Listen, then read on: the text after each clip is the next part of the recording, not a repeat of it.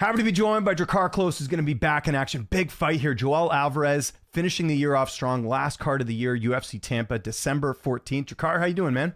I'm doing great, man. Thank you for having me. Of course. Yeah, we do this every pre-fight, every post-fight. Always good chatting with you. And good to see you back, because I know we saw you, I think, last in May. We're talking about a fight here in December. I imagine you wanted to fight a little sooner than this, or take me through sort of the timeline of getting this fight. Yeah, I did, but after that last fight, I had a lot of my neck was a little messed up from doing that slam backwards. Oh, okay. So I had to let that heal up a little bit. But I'm all healed and ready to go. Yeah, for sure. It looked like you got plenty of notice, though. When did you find out about the fight? It was kind of like because my brother was murdered in August. Oh shit. Okay. Yeah. So it was like pretty much like right after we buried him. I got the call. So it's been a little bit of time. So was there part of you that maybe didn't want to fight right now? Did you need because obviously that's pretty devastating to happen. No, you know what I mean? Because my brother would want me to fight, you know what I mean? We always would talk about, matchups and stuff. He knew, it's funny because he knew all the guys I would fight, and this was one of the guys that he would always talk to me about potentially fighting, and now this fight's going to happen. You have two brothers, right? If I'm not mistaken? No, I come from. I met one of your brothers. That wasn't the brother I met in California, was it? Yeah. When you fought Yagos. Oh, that was the one who was murdered. Yeah. Yep. Oh, yeah. Damn! I'm so sorry to hear that, man. He was a really nice. I remember just how supportive he was of your career and everything. So. Yeah. So, I'm just gonna go out there and do it for him because this is what he want me to do, and so, after this fight, I'll mourn. So. Okay. There we go. Well, again, Joel Alvarez, really, really good opponent here. 21-3 record. Stylistically, how are you looking at this one? Because this is like a fight of the night for sure. Yeah, he's long. He's real tall. He likes to throw that knee. I think his takedown defense isn't good, but he likes to be on his back. Throws up submissions, go for submissions. I kind of see it playing out just like Arman when he fought him.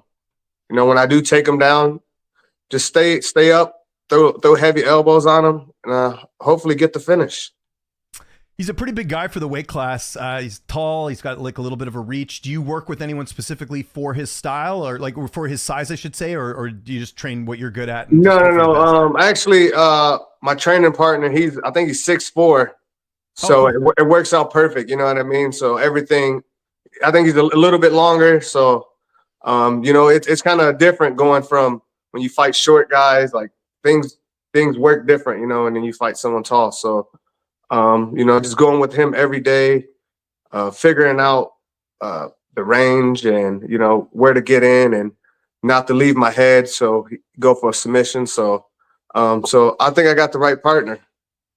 Tell me a bit about who you're getting to train with at the lab. I know it's a big gym, but who are some of the main training partners for this camp? Benson, Lowell, Mario Bautista, pretty much everyone, you know what I mean? Like, we don't discriminate. Even if a small guy, we're going to, you know what I mean? We're going to spar with them. So, we got a good team there. So everyone's down to help each other. I actually interviewed one of your teammates who's making her pro debut this weekend, Forrest Molinari, the wrestler. She's going to be fighting on that Vegas card. How impressed are you with her? Because she's looks like a lot of potential for her. I know she's 45, but I imagine would want to go to 35. Yeah. She's I think she's gonna do really good in this sport. She's a hard worker. You know what I mean? And that's that. Being a hard worker can take you very far in this sport. And I'm excited. I think she fights Friday, so I'm excited to see her fight. Yeah, it's going to be a good one. What does that say too about the lab that you get all these fighters coming in? Because I know one of the things I keep hearing is the family environment. Like people, you feel welcome. And like one of the things she mentioned as well in that interview is that some gyms people take off on like Friday or Saturday, but everyone's in there all the time. How important is that for a gym to just be all on the same page like that? I mean, because that's the way you grow. Like if you got guys just coming in, doing their camp and then leaving, like how much better can you really get? You know what I mean? And, I believe that the lab is one of those gyms where a lot of us, we started as an amateur and we built all the way from amateur to, to the UFC. And most gyms aren't like that. They get them right when they're in the UFC and they train, they do their camps there. But it's a totally different atmosphere. So, but I love it. I'm glad to be part of the lab, and one day hopefully get retired into the lab Hall of Fame. There we go. Is that? Oh yeah, I guess they must have it on the wall and stuff, right? Yeah, Who's in the Hall of Fame right now? It's Benson, Yachty. Okay. Yachty Mesa, Victor, Yeah. Bulldog. Oh, David Machad, yeah. David Machad, and we just inducted Mike Dellatorre. Oh, cool. Okay, nice. Yeah, that's quite the all UFC guys too, for the most part, which is awesome. The weight cut. I always got to ask. I mean, you always make weight, but obviously we talked about it there. A little bit of a layoff. How's all that going ahead of the fight? Courtney's still making your meals, I guess would be my question. Yeah, she's still doing everything. I give her pretty large percentage of my fight check. Right. So, all the meals. Yeah. Yeah. So no, weight's going good. I'm right on where I need to be. Hopefully he makes weight. I know. Yeah, that's right. Yeah, he's had some problems with it. Yeah. He's missed weight quite a few times. So he better show up and make weight. You know what I mean? Because I'm a professional, and he better do it. Your corner, John Crouch. Who else is going to be in the cage with you? John Crouch, Mark Martin, of course, and my boy. You got me thinking now. Oh, no worries. I put you on the spot. Brett Cooper. Oh, Brett Cooper. Oh, nice. Okay, awesome. Nice. Yeah, that's great. You mentioned you see it playing out similar to Arman and Alvarez. How do you see it unfolding? Be honest, like he comes out hard. I think he comes out hard at first, and then people he tries to get people tired in that first. Then the second they get tired or they're tired, they take him down and they get sloppy, and that's when he gets a finish. I've been, ever since my brother passed, like I've been training extra hard. You know what I mean? Like no cheat meals. Like I've been just trying to do everything for him and doing it the right way. So I'm just making sure my cardio's up and just have fun with it. At the end of the day, a lot of fighters, they already have built-in excuses of why they lost. And I've never tried to have that. There's times where when I fought Benil, my shoulder was torn. I could have pulled out a fight, but in my head, I thought I was going to win. Like, you know what I mean? And that was never an excuse. So he was just a better man than me that night. So, so I'm just going to go out there and give it all I got. And I mentioned this before. People don't give you enough credit for that Dariush fight, because I always bring this up because you almost knocked him out in that fight. I think people forget that. And then it just was like you guys were both playing with fire and he happened to get you. But if you watch the sequence prior to that, you actually cracked him pretty good, right? Yeah. But, like I want to get that fight back, but it is what it is. Yeah. But another thing, when you next time you see Grant Dawson or talk to him, tell him to get my nuts out his mouth, because why does he want to fight me? He needs to go fight Bobby Green. Did he call you out? I thought he won. I was trying to remember what fight he was. Yeah. No, I think it was one of your interviews. He was like, "Oh, he's calling you out." Yeah. Like if he can't fight anyone in the top 15, he wants to fight me because I beat Bobby Green and some other guy. It's like, oh, I think you're right. Yeah. I'm right. like, hey, you need to go fight them. They knocked you out. I beat them. Like, hey, go get the revenge. Like, what fight me? What is that going to do? Yeah. Okay, fair enough. Yeah, we'll see what happens. Wanted to ask you about just a couple fights that are coming up. They just booked it. Shavkat, Ian Gary, taking place co-main event of UFC 310 a week before you. Who do you see winning that? I hope Ian Gary gets demolished. I don't know. I just can't stand him. Just the way he talks. Like, just because you talk louder don't mean, I don't know. He just irritates me. Do you think he loses? Because they're both undefeated. So, and they've trained together. Oh yeah, do you think Shavkat will get it done? Yeah, I think he does. I don't think Aaron Gary's that good. Like when he fought, I thought MVP won that fight. Okay. Okay. So yeah, I don't see him winning. Colby Covington's fighting Joaquin Buckley. Weight class up from you. Who do you see winning that? That's the Tampa main event. I hope Buckley wins that one. Does he win though? Do you think? I think he does. I think he's more active, and Colby hasn't really been doing too much, so I think Buckley wins that one. And last one, it's probably going to end up happening, but obviously Umar and Merab will probably fight for the title soon. Who do you see winning that fight for the bantamweight title? I think Umar. I Okay. think he wins that. We've talked about this, I feel like, for a while, but you've been on this winning streak. Is this going to get you the ranked opponent next? I would have to think, like, I don't know what more you need to do, really. Be honest, how I see it, I think whoever wins this is going to be ranked number 15 because I think RDA is there now. He's going to be Well, and out. Chandler, I was saying, I actually just did a video on this before we hopped on. Chandler should be out of the rankings. I know he has one ranked win against Hooker, but that was back in 2021. He hasn't fought that much. I think they should start rewarding fighters for being active. Yeah, for him, he's entertaining. You know what I mean? So they're going to keep him always in the top. You know what I mean? Just like I always say, they're grandfathered in. Doesn't matter how many losses they have, they're going to be there forever. But after I get this win on December 14th, I want to fight Michael Chandler. That's who I want to fight. All right. Take his little number. Well, let's see what happens. And yeah, sort of talked about it there. You like obviously implications of this win's pretty big. You have a couple fights left on your deal, or what's the latest with your contract? Yeah, I have 2 fights. So after this one, I'll have 1. So hopefully go out there, finish this guy how I want to, renegotiate, and and then finish my contract out and retire. That's it. Okay, so you think that this is the end of the road after like the next 2 fights? Yeah,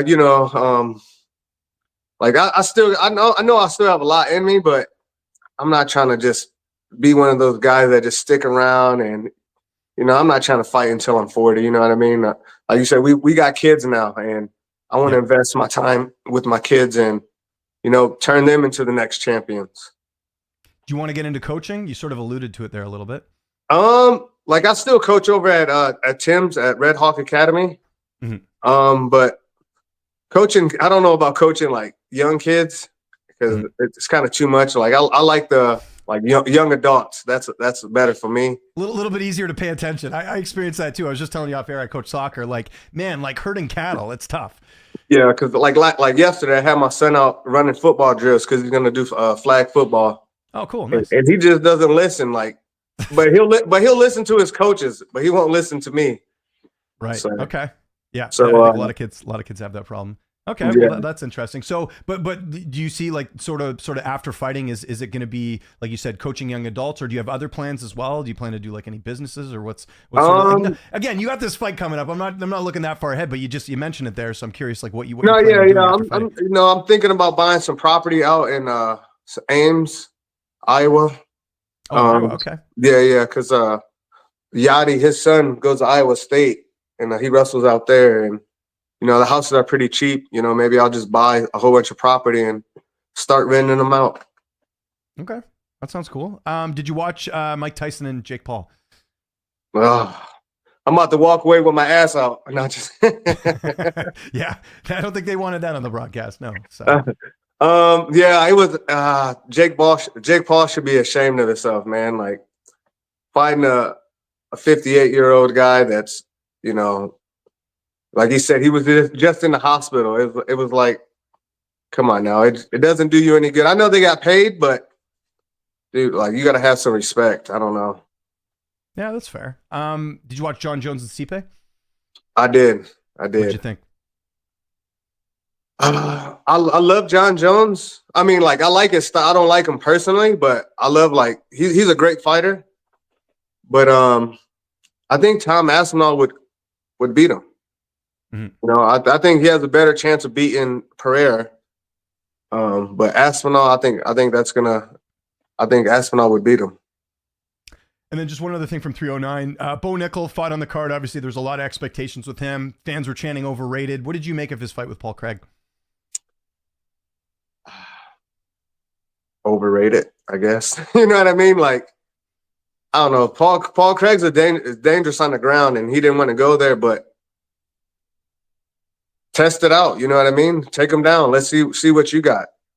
You got to put yourself in certain situations to see if you got better at him. You know what I mean? Like if he's going to go for a submission, take him down and stay away from the submission, ground and pound. Yeah, I think people wanted him to be a little bit more aggressive. I think that's a fair critique. We mentioned Arman earlier. It looks like Arman is going to fight Islam next year. Do you think he can beat Islam in the rematch, or do you think Islam probably keeps his title there? Islam's a big guy.